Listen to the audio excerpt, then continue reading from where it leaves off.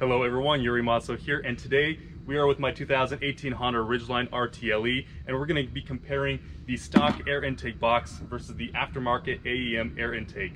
Now in this test we're going to be comparing just an AEM drop-in air filter for the stock intake. Reason being that I'm going with this is because anyone can be putting in any kind of filter into their vehicle, so because this can be an anomaly, this is what I would use, and so I wanted to do the test compared to something that I would actually personally use myself.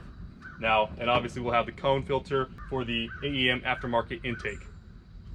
Now, a lot of people are speculating that this is actually a wrong way to go with this Honda Ridgeline, stating that there's a lot of heat soak in here because this is an exposed intake now. It's not closed and encapsulated like the original air intake is. This way that cold air comes in, it stays locked in, and it stays and preserves colder longer. So because this is now exposed and open, you are susceptible to the heat that is being generated by the engine, and so therefore you should be getting worse fuel economy. So in this video we're going to go ahead and we're going to go and drive 250 miles.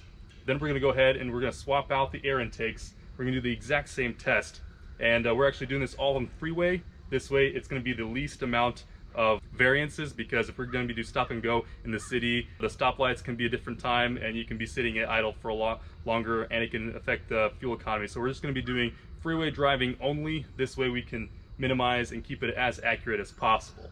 Now, AEM claims that if you use their intake you're going to see increased performance, but for this test we're just going to be focusing on fuel economy. So we're going to go ahead and drive. We're going to go swap out the air intakes, and then we're going to do the exact same trip again, and we're going to compare which one of them actually performs better. So right now we're at the gas station getting filled up, and let's get started with this trip.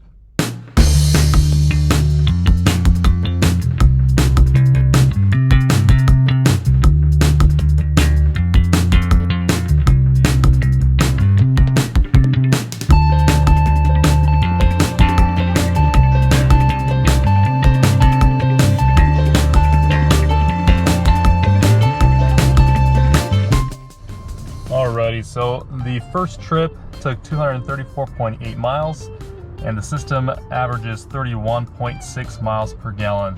So I'm going to go and fill up and find out exactly how many gallons I've used, and I'll do the math, and we'll come back with the actual miles per gallon from the first trip.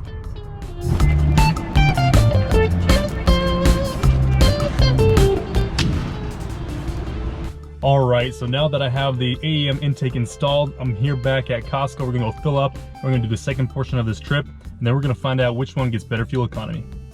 Here we are at the end of the trip, 234.7 miles, and the trip computer says we did 32.4 miles per gallon. So now let's go fill it up and see what the actual fuel economy is.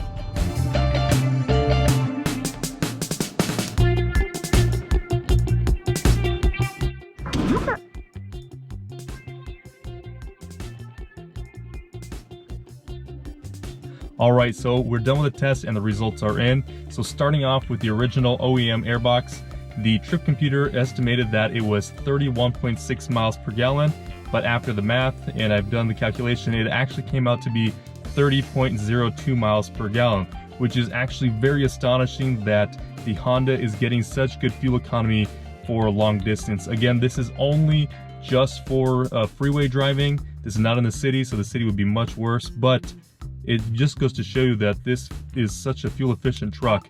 The Eco was not set on. This was just regular drive, and I was putting it on cruise control and keeping it at the speed limit, whatever was posted for that spot of the trip. So moving on to the AEM drop-in performance intake, the trip computer actually estimated that it was 32.4 miles per gallon at the end of the trip, but after doing the math, it actually came out to be 29.22 miles per gallon. So there was a slight decrease in fuel efficiency when using the Performance AEM intake.